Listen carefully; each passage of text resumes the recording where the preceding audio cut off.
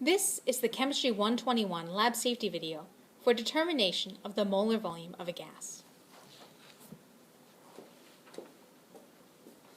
In this lab, you will be experimentally determining the molar volume of a gas at standard temperature and pressure. The molar volume of a gas is the volume in liters of 1 mole of gas at 760 millimeters of mercury and 273 Kelvin.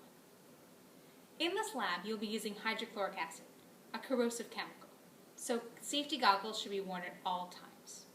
Caustic or corrosive chemicals will damage your skin, so care should be used when handling these chemicals. If caustic chemicals do come in contact with your skin, rinse your skin with water immediately. In this lab, you'll be reacting magnesium metal with hydrochloric acid to produce hydrogen gas and magnesium chloride. You will be collecting the gas over water in a graduated gas collection tube, one of these. With this tube, you'll be able to measure the volume of gas in milliliters produced in the chemical reaction. You'll begin by obtaining a small piece of magnesium metal and cleaning it using a piece of steel wool to remove any magnesium oxide that may have formed on the surface. You'll then roll the magnesium up into a ball and measure the exact mass of magnesium you're going to start your experiment with. You'll then take the ball of magnesium and carefully wrap it with a piece of copper wire, kind of like a cage. I've secured the magnesium metal within the copper wiring to hold it in place. I'll then use a funnel to carefully add approximately 10 milliliters of hydrochloric acid to the gas collection tube. I can hold the gas collection tube in a double burette clamp attached to a ring stand. I'm going to put on my safety goggles for this portion of the demo. So I'm going to slowly and carefully add approximately 10 milliliters of hydrochloric acid. I'll know that I have 10 milliliters when I get to the 10 marking on the graduated gas collection tube.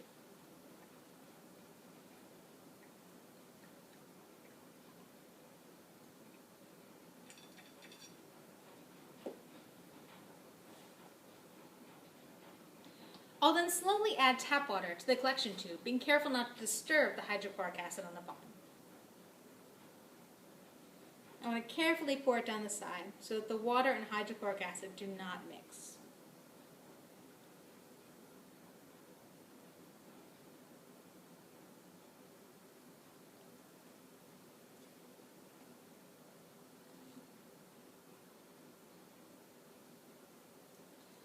I'm then going to overfill the gas collection tube so there's a small bubble of water on the top.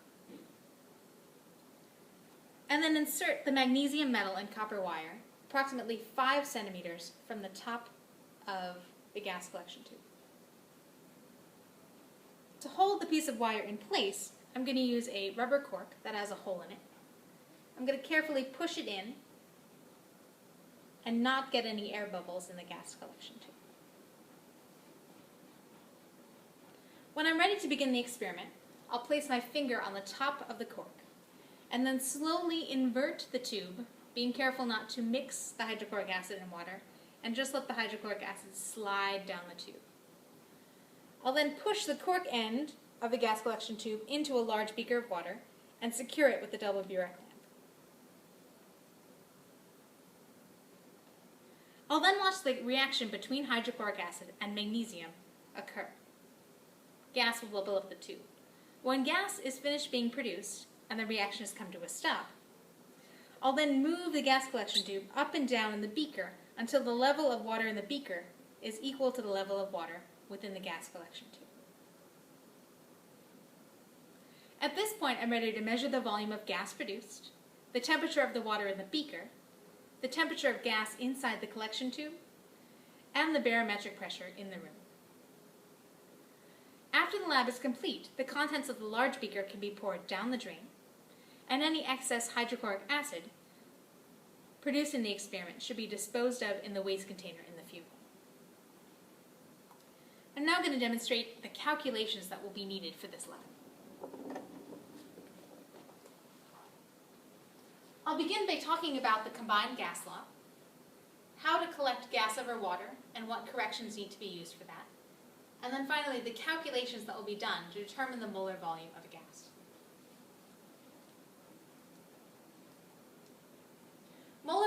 gas, as we've discussed, is the volume of gas in liters divided by the moles of gas that are present. We'll be measuring the molar volume of a gas at STP. The actual or true molar volume of any gas should be 22.4 liters for every 1 mole of gas. In this lab, we will be using the combined gas law to compare two sets of gas conditions: standard temperature and pressure, and the actual conditions of a gas within the lab.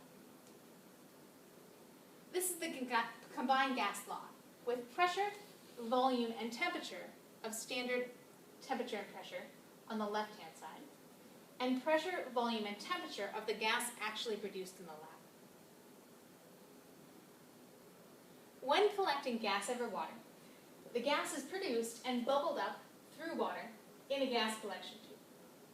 Within this gas at the top, it will be a mixture of both hydrogen gas and gaseous water. In this picture, the atmospheric pressure is greater than the total pressure within the gas collection tube.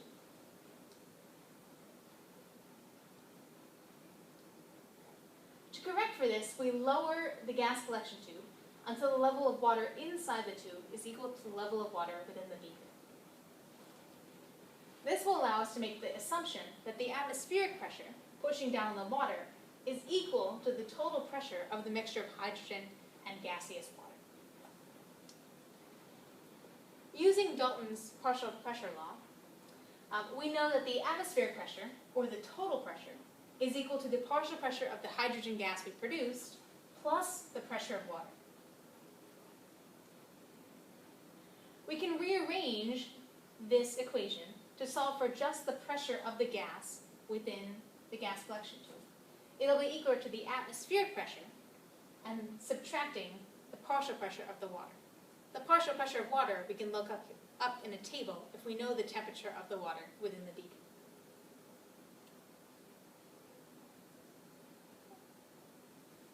We'll be determining some variables in the lab, and other ones we'll know for our combined gas law. Within the combined gas law, we will ultimately be solving for the volume that the gas would have at STP. Some of the values in this combined gas law are known constants. Like the pressure at STP is 760 millimeters of mercury. The temperature at STP is 273.15 Kelvin. And the partial pressure of water we can look up in a table using the temperature of water that's in the beaker. The other three variables, barometric pressure, temperature in the lab, and volume of the gas produced in the lab, we will measure during the laboratory period.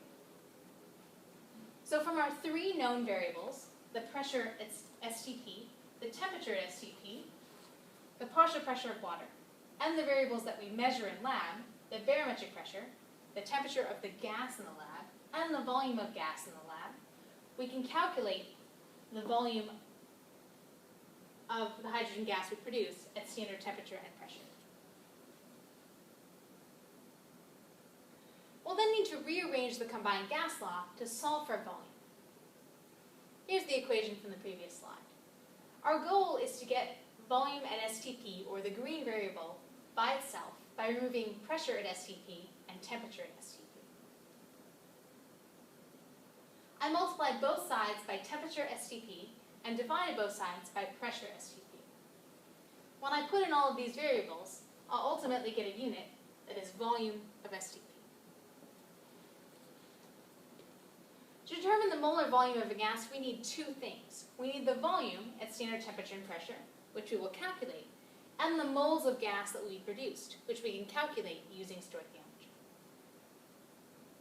Determining the molar volume of a gas at STP is the goal of our experiment, and through our experimental procedures, collecting data, and doing the calculations that I've just outlined, you'll be able to calculate the molar volume of hydrogen gas and any gas at STP. Remember that a safe lab is a happy